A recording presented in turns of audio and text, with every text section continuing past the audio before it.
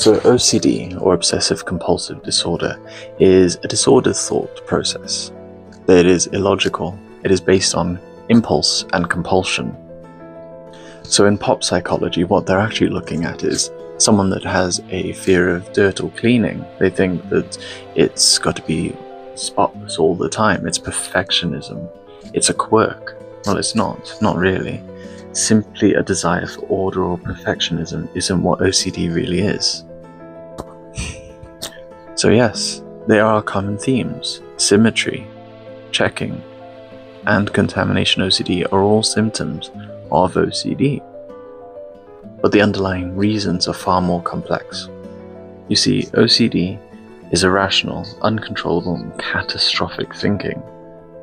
There are recurring and intrusive thoughts, and unless you do the compulsion, the intrusive thoughts do not go away.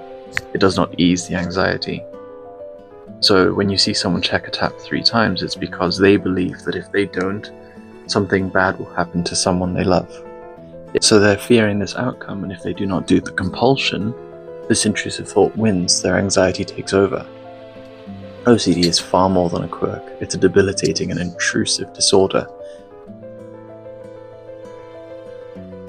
Now moving on to ADHD.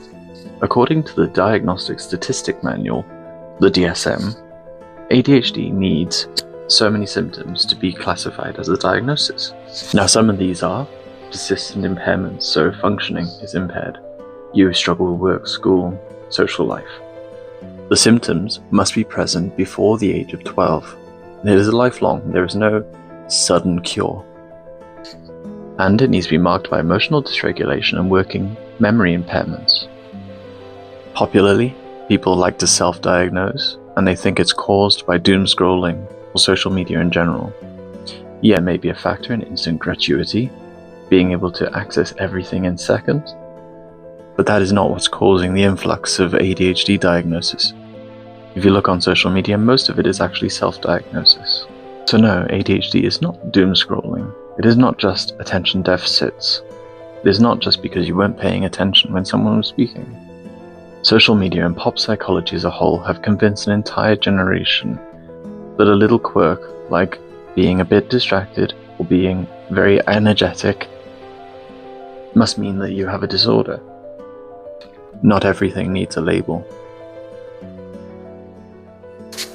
Last, and certainly not least, gaslighting. You ever heard that in an argument with a significant other or a friend, or even just anyone on social media? Oh my god, you're gaslighting me. Well, are you sure about that? In an argument, you look at someone and you say, oh, those shoes you bought yesterday, they were green, weren't they?